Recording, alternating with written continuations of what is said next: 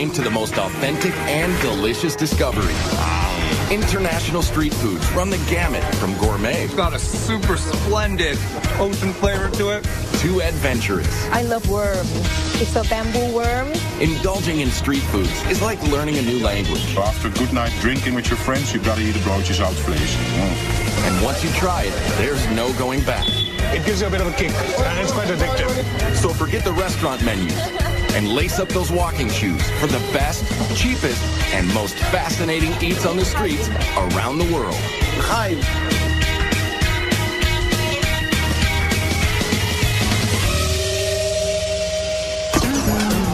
Food. It's the #1 reason people like to travel, and the best place to find it is on the street. There's no better place to rub elbows with the locals and grab a bite that's fast, inexpensive, and speaks volumes about the culture. From Mopani worms in Namibia to hot dogs and pretzels in New York. Street foods reflect the essence of a place.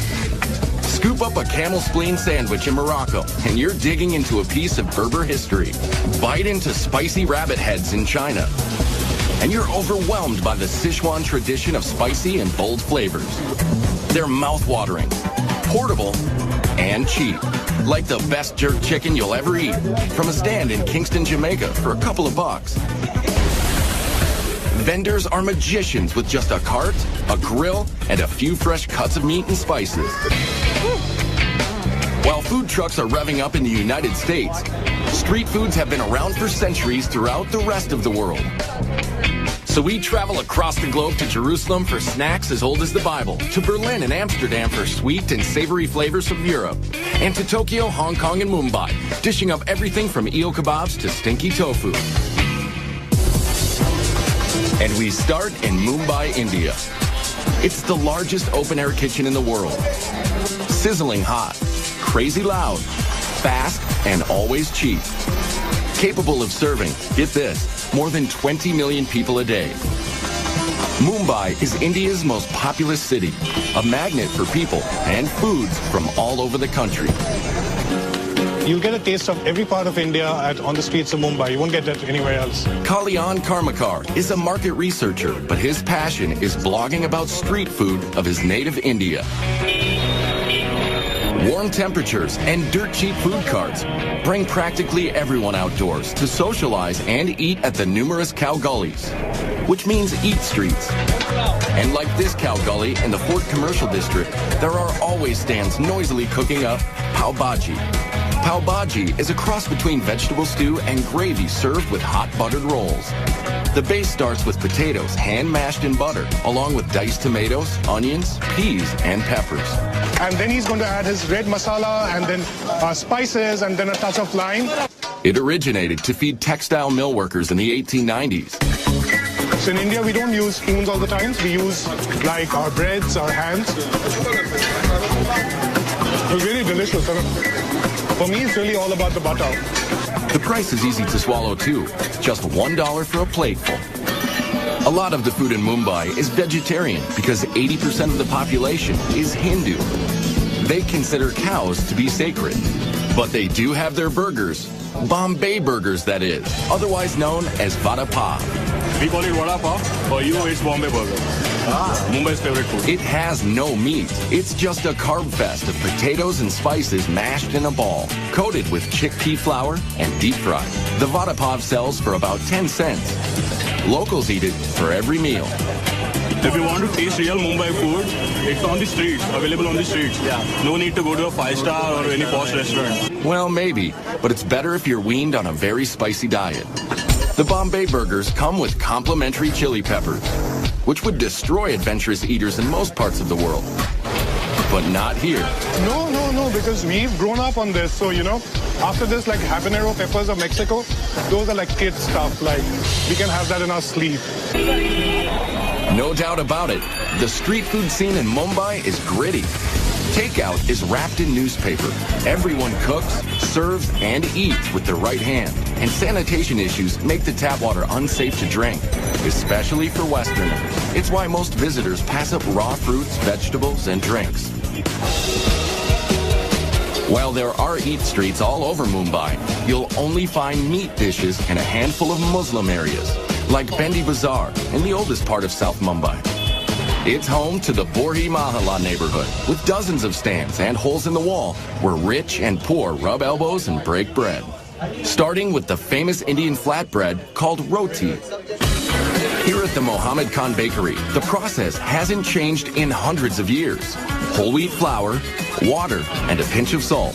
Hand-kneaded, flattened on a cloth-covered bowl, and then slapped inside a clay tandoor oven. Like even the aroma, it just makes you smile. I mean, this is like what bread was meant to be. They ship rotis all over India. And just down the block to this shop, cooking barahandi, or 12 vessels. Naheem Hyatt's family has owned this place for 3 generations, where they've got cow, goat, and lamb feet, rumps, brains, and bone marrow, simmering in curries and sauces all day. It takes 12 hours to get cooked. We put out the recipe in the morning, then we arrange it in the evening. Kalyan is joined by Mr. Mozid. He's, one of the regulars here. And now we are going to start and we'll let you know how. So it's chota ka paya, and paya means trotters. Trotters. Paya means trotters. That's goat feet to you and me. This is just the marrow. We suck out the marrow out of bones, but they've done it for us. So you just got this like marrow over here, and you dip your roti into it, take it out. This is to be eaten with our hands, not with a knife or a fork. Yeah. And we sort of dunk it in. Yeah. So let's do that. Fond of such food. I love it. You've got a meaty flavor, so it's very, very decadent and sinful. And the slow cooking makes the meat literally melt off the bone, even a tailbone. Look at this. I mean, it's like one of Mr. Mohsin's mattresses. I mean, like it's like softer than a feather mattress. Fantastic. Good. There aren't many places like this left as younger consumers want faster foods. But for lots of Mumbaikers, the most popular spots for street foods and socializing are Mumbai's beaches. It's what life was before malls were developed. So it's really the malls for most of Mumbai. And here at Juhu Beach, people come for the cool breezes and the chats, or snacks. These are made of puri, fried flour dough, some flat, some formed into hollow balls, all topped with variations of potatoes, chutney relishes, and spices. It's a little bit spicy, but it's a tasty food. It's a mix-up of all the vegetables, tomato, onion, and all, so it's very yummy. The variations are as endless as the streams of locals and tourists walking along the sand. Yeah, I'm not too good with spice, so I have to try and find things that aren't too hot. This isn't too hot, so it's good. I like skewers and stuff off the stick, they're beautiful. But yeah, a lot of veggies as well, it's good. And desserts as well, there's a lot of excellent desserts. Desserts, like the gola, crushed ice, doused with several different flavors of tart and sticky syrup. There's just no neat way to eat these things. Or a faluta. You can get them in different sweet flavors. This one is rose, mixed with noodles, seeds, milk, and ice cream. Hard to tell whether to use a straw or a fork. And to top off a night at Juhu Beach, there are prawns, a betel leaf stuffed with dried fruits and spices. And it's a digestive and a slight, it gives you a bit of a kick. And if the mildly addicting stimulant in the betel leaves isn't enough of a kick for you, get this. They dress them with a thin layer of real silver, just for show. But you don't need silver to eat like a king in Mumbai. Because the street food is so incredibly cheap and delicious. I love Mumbai. I'm addicted to Mumbai. It's a bit like Hotel California. Once you check in, you just can't check out. And while it is tempting to linger in India, why miss out on one of the most delectable combinations of sugar and butter you'll ever find? They're very good.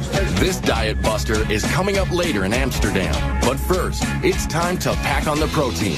And in Bangkok, it either slithers, scurries, or squirms. I love worm. It's a bamboo worm. Oh my God, I want to taste it. Bangkok, Thailand is one of the fastest growing, most modern cities in Southeast Asia. With a population topping 9 million and counting. It's a city that never sleeps while it pulsates with culture, fashion, and cuisine, peddled by immigrants from around the region. So it's a constant outdoor smorgasbord along the canals and streets, with vendors hawking everything from crispy grasshoppers and locusts to fermented rice and spicy snakehead fish. Not only like fast, it have to be good. So all the street food squeeze itself into people's daily life. It's not only street food, it's a part of life. Nim Korokak is a travel and food writer who can't wait to get home to Bangkok after business trips. And I'm just fall in love with food because what Thai people love so much, I'm just ordinary Thai, we love food. They love food so much, locals eat multiple small meals all day and all night. It's always a party on the streets. Starting with seafood sold from boats along the canals that crisscross Bangkok. Here at the Tailing Chan Floating Market, sellers paddle up with fresh fish, portable grills, and spicy fixings, all on their boats. This is absolutely the best place to find the food in a very unusual atmosphere. Today's catch, prawns, mussels, and snakehead fish, with traditional Thai sauce that combines sour, sweet, salty, and spicy tastes. And for a finishing touch, homegrown basil leaves. And the Thai know how to cook with heat. So good! Spicy! But if you're from, say, Italy, it may be more excitement than your mouth can handle. Yeah, it's very spicy. Everything is very spicy. We are not used to spicy food. But this British couple says they'd rather eat papaya salad and pork satay here than at any restaurant. And why not, when this meal costs less than $3? You can't beat the street food. It's cheap, it's authentic, it's tasty. I mean, the seafood just comes from the waterways. It's just amazing. You live like a king here for no money at all. Delicious. Vendors near the Royal Palace sell fermented rice and lotus leaves, coconut ice cream, and coconut milk, served in this sauce. Very fresh, very good. Yes, yes. Coconut, coconut! Thailand is one of the world's top coconut growers, and they use it in a lot of native dishes, including their favorite curry dishes. Meat and veggie curries are street stand staples all around Bangkok. You can see 20 different varieties at the Nong Leong Market, where downtown workers come for a fast, hot lunch. And what's cooking for dessert here? Steamed rice crepes, stuffed with pork minced with peanuts and shallots. Or sagu saimu, same filling with a sweet tapioca coating. When we talk about people, Thai people, Bangkok people, they all make a joke about us that we eat like 5 meals a day, which is not true because we eat 7 meals a day. At night, Bangkok's eat streets are hopping. This is Silom Road. It's like a melting pot where people come from anywhere in the world and then they live in Bangkok. What they bring with them is not the suitcase, they bring the food. So there's shawarma from the Middle East and noodles with barbecue pork and crab from China. The late night and backpacker crowds also flock to this street food haven along Khao San Road, where immigrant cuisine is hot stuff, like Indian rotis cooked with banana, condensed milk, and chocolate for dessert. Let's get sugar high. And mangoes are served with sticky rice, sweetened with coconut.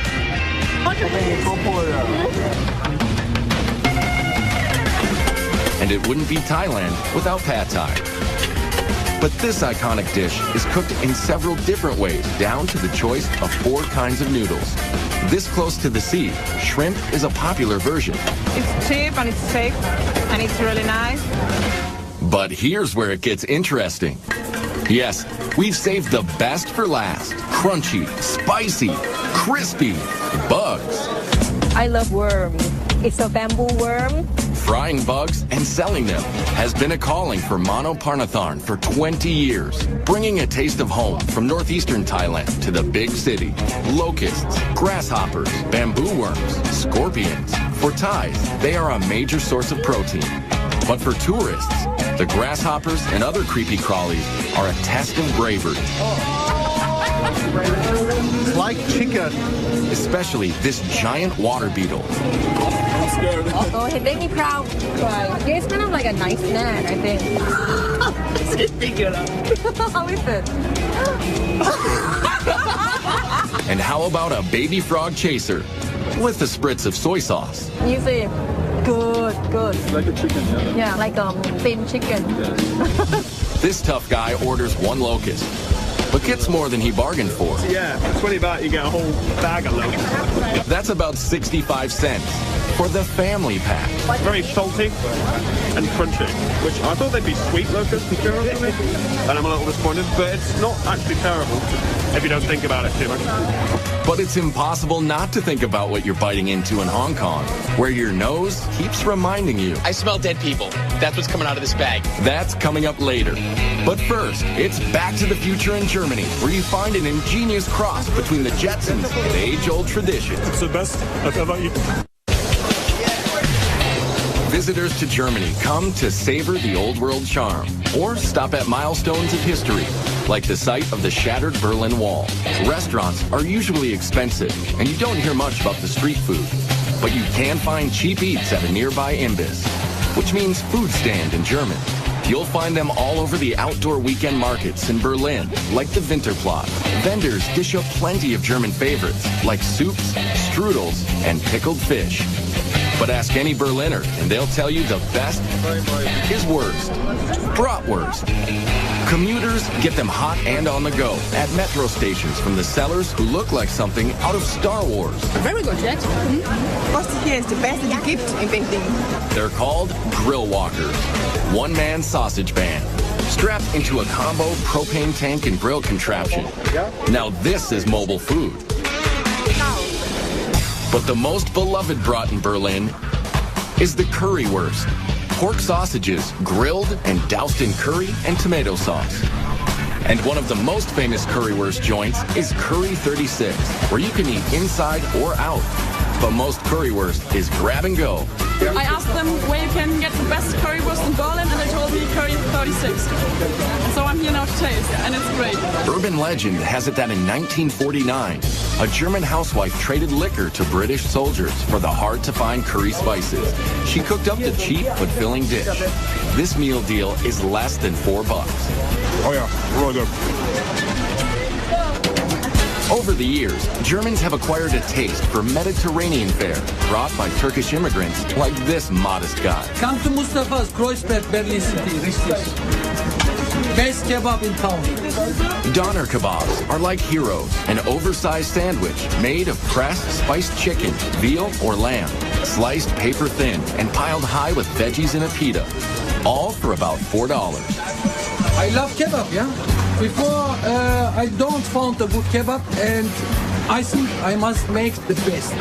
Food writer Steen Hansen agrees. Got lovely meat here. We've got some feta cheese, onions, salad, some pieces of potato. Just delicious. And if you're on the hunt for another European street food adventure, head west to the Netherlands. Amsterdam is known as the Venice of the North because of its canals and seafood. We eat the shrimps, we eat the eel, we eat herring. Boy, do they eat their herring. Vandaag voor u wel. Dutch foodie Francis Broekhausen gets his fix at Doppermarkt Street Market. Raw herring is salted for several days and sliced into bite-sized pieces with raw onion and pickled gherkins thrown in. They leave the pancreas inside, so the enzymes, they make the flesh really soft. Oh. It's good. Delicious. Cod is another favorite Dutch street food. In a batter with a lot of spices and herbs. And just like in Germany, Amsterdam's large immigrant population is mixing it up. It's a lot of influence of different cultures. So we have Suriname people, Moroccan, Turkish. Immigrants who cook up dishes like baga, which are donuts made of chickpea flour. Or these sandwiches. They're called broodje zoutvlees. This is fiery stuff. Sticky, gooey, hot. They are stuffed with spicy, fatty, cured beef, brought by immigrants from Suriname. Look at this. Animal fat. And all over Amsterdam, you'll find snack kiosks popular with tourists and the drinking crowd. Like the carb-loaded street foods across the canals in the Albert Cupmarkt. Bet these fries smothered in mayo can cure a hangover. Yeah, mayonnaise, baby. Oh my goodness. Folks also flock to outdoor markets to avoid the pricey restaurants, even if some of the street eats are a mystery. Still not quite sure what kind of meat this is, but it's delicious. Less adventurous tourists head straight for the famous Dutch sweet stands. This you can find all over Holland. The stroopwafel. Stroopwafels are a Netherlands creation dating back to the 1700s. 2 paper-thin cookies with sweet caramel honey slathered in the middle. This one is a secret family recipe. My father was busy getting the perfect recipe for many years. And finally, he got it. Very good. It's awesome. Very sweet, warm, tasty, rich. And the other uniquely Dutch street food dessert starts with a similar sweet batter, but with different results. These are called poffertjes, which means to puff up. Miniature puff pancakes. His grandfather used to hawk the mini pancakes at traveling carnivals. Flour, milk, eggs, and some secret ingredients where I can talk about. Okay, I can understand. Yet another Dutch health food, served hot and topped with powdered sugar and butter. Lots of butter. They're very good. Yeah. Very good. From artery-clogging goodness in Amsterdam to a bitter dessert in Hong Kong. Coming up next, turtle jelly. It's just what the doctor ordered. It's usually sexual potency for guys or beauty for women. And then, practicing proper etiquette in Japan can be very hard to swallow. This is definitely a big oyster. Hong Kong is home to cuisines from all over the world. Street foods are no exception. And here in this hip and fashionable city, they are served with a heaping helping of tradition. So you'll find skewers of pig intestines, turtle jelly, and the most misunderstood, most reviled street food ever. This might be the worst thing I've ever taken a bite of. It's all good for Amy Ma, food writer for the Wall Street Journal and other publications. Whenever you're hungry, you always find a cart. And the best thing about it is that you can walk down a street and treat that street like you would a 5-course a la carte menu, only you're going from place to place and not sitting down at one restaurant.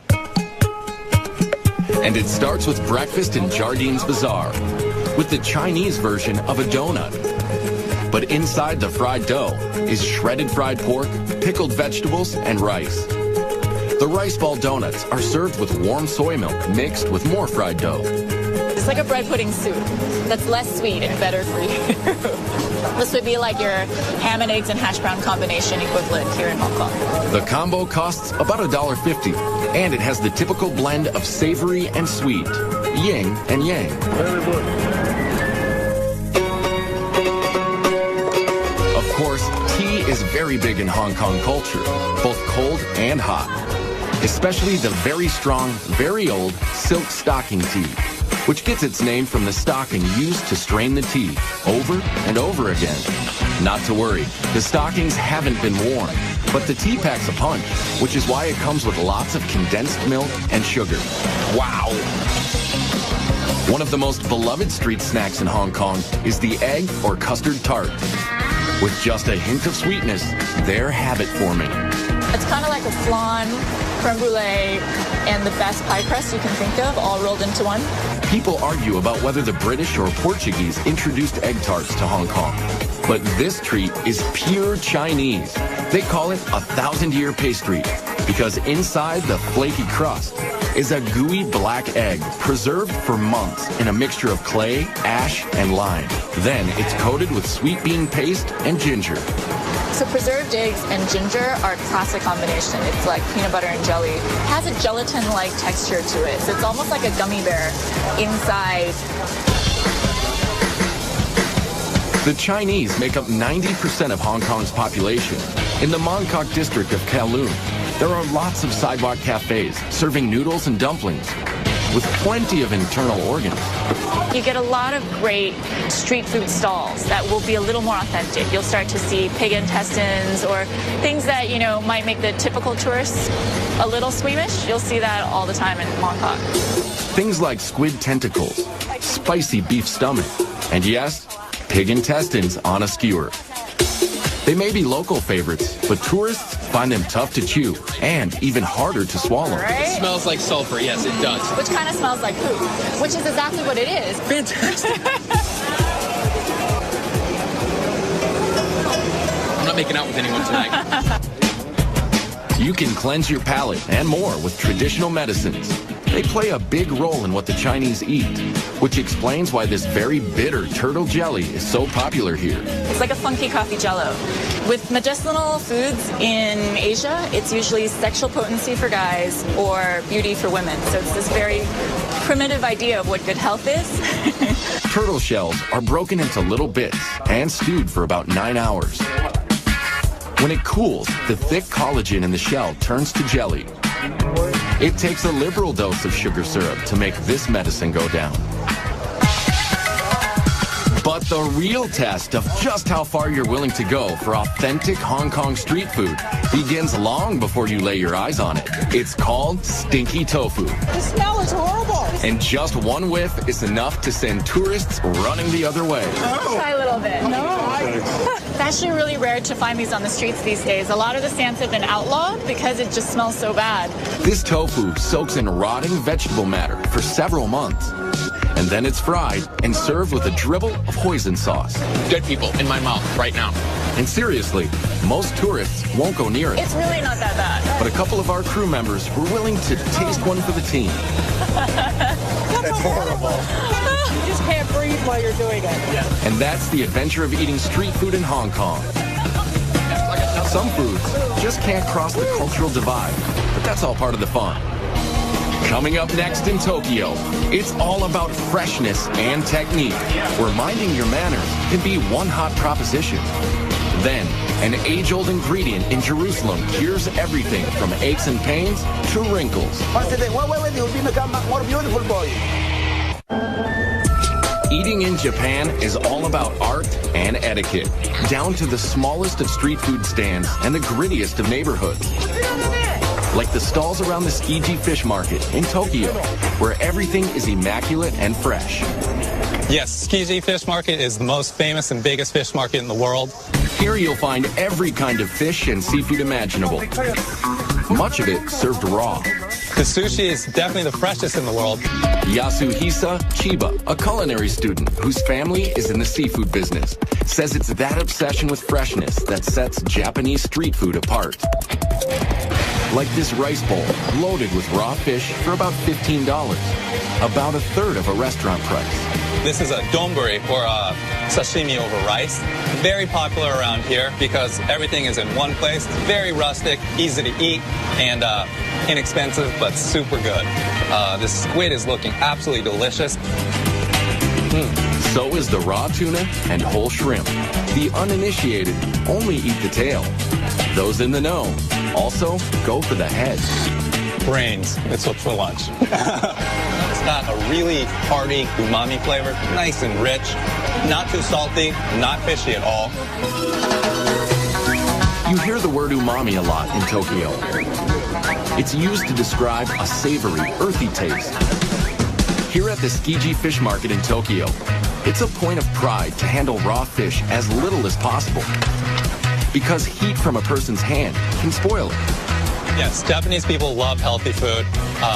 They like simple preparations that don't mess with the product at all. This is about as basic as it comes. Unagi, or freshwater eel, grilled to perfection. In the summer, it's very popular to eat because it gives you strength and stamina. Unagi has great fat content to it. It's real moist, real rich. It's basted in a subtle mixture of soy sauce, sugar, and mirin, which is a sweet sake. There's nothing subtle about the stand next door, selling giant raw oysters. Look how huge that is. Protocol dictates you've got to swallow it whole, no matter how big it is. And this is definitely a big oyster. Quite literally, a mouthful of ocean flavor. First thing was salt. And the really meaty, super good. Another popular street food is much easier to swallow. It's ramen soup with lots of noodles and broth. You have to slurp. I know it's very rude in America to slurp your noodles or pasta, but in Japan you have to do it for it to be delicious. There are a lot of rules you need to know when eating in Japan. like how to bow to your server, how to add wasabi, when to pick up food with your fingers, and yes, the right way to slurp soup. Slurping helps you breathe in the aroma. The Japanese experience food with all of their senses, like the way they eat takoyaki or octopus balls. At this stand in the Amiyoko district, a no-frills outdoor market full of food stalls. To be clear, these are not octopus testicles, they are octopus tentacles, chunked into a pancake-type batter. They're topped with dried fish flakes, seaweed, and smothered in mayonnaise. The rule is to devour them straight from the fire. It's like eating hot lava. Not an overwhelming octopusy taste. It's a lot of hot batter and the nice sauce that's on there. Tokyo is not like Mumbai or Bangkok, which have food stands all over. Here, you have to know where to look, like the Asakusa district. The street leading up to the oldest Buddhist temple in the city is lined with old-time vendors, serving up traditional treats, like marinated seaweed. It's not overly salty, it's not overly powerful, it's just got that nice umami flavor, and it's very healthy, you can tell, but it's delicious. Now, this guy spends hours scraping the kelp and soaking it in vinegar. This just might be an acquired taste, according to these Australians. I think it'd be interesting in soup or in steaks rather than just by itself. But though they love their seaweeds and creatures, the Japanese could not survive without rice. We use rice for everything. It used to be used as currency, and not only do we eat it for every single meal, it's used to make sake, shochu, desserts. Desserts like these, kibidongo. They're balls of sticky rice pounded and coated with sweet bean powder. There's senbei, a dry, crunchy rice cracker. This one is a wasabi seaweed flavor. It's cool to watch how they grill them in the back. And this woman transforms rice crackers into something you'd swear was meat, just by soaking and spicing it. If you told me that it was a beef intestine or a tripe, I might believe it. Nope, it's really rice crackers. And after a long day of eating, it's sake time, which, by the way, is also made of rice. After dark, the working crowd heads here, Yakitori Alley, under the downtown train tracks. Yakitori are bite-sized pieces grilled on small skewers. 2 skewers cost less than $4. Right now I'm going to try some livers and the rear end of the chicken.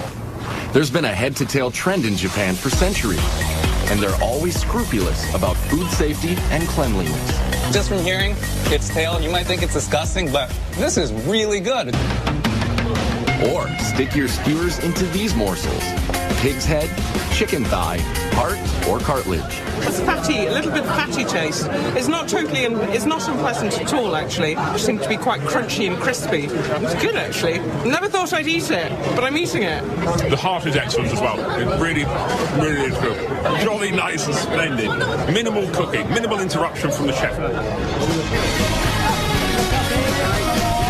So whether it's cooked simply or simply not cooked, Tokyo street food is calling you like a sidewalk samurai with your chopsticks and skewers. Kampai! Coming up next, one of the oldest cities in the world dishes out street fare that just might hold the secret to world peace. My mouth thanks you. Thank you. Jerusalem is one of the oldest cities in the world. It's the crossroads of religious and cultural tradition from Africa, the Middle East, and Europe. Its tumultuous history can be felt in every narrow street and alley. Even its street foods take you back to another time, with origins from many other countries, especially those sold at the Mahane Yehuda market in the center of town. And in the middle of the market is Uzi Eli Hazy. He's known simply as the juice guy. Really, he's more like a medicine man. This one is ginger with apple, in case if you are diseased or upset stomach. Israel grows a lot of fruits, so juice stands are everywhere, but none quite like this. Uzi Eli brews a concoction to cure every ailment. Dates? It make you wake up and full of minerals and vitamins. Pomegranate, apple, and cayenne. Make the blood to run much better. You have the bitterness and the citrus of the pomegranate, and then the spiciness of the cayenne pepper. But his most prized potions are made from one of the world's oldest fruits. It's known as etrog in Hebrew, or citron in English. What you see here is especially unique in the world. 8 centuries ago, a famous Jewish philosopher proclaimed the etrog to have 70 healing properties. Right. It's for pregnancy, right, for heart, for pressure, for wake up. So Uzi Eli puts it in almost everything from juice to anti-wrinkle cream to this, his own age-reversing spray. Close your eyes. Once a day. Wait, you'll become more beautiful, boy. Open your mouth, open. He invents some of the elixirs himself. Others are passed down from his Yemenite grandfather. They prepare and heal all the system in your body.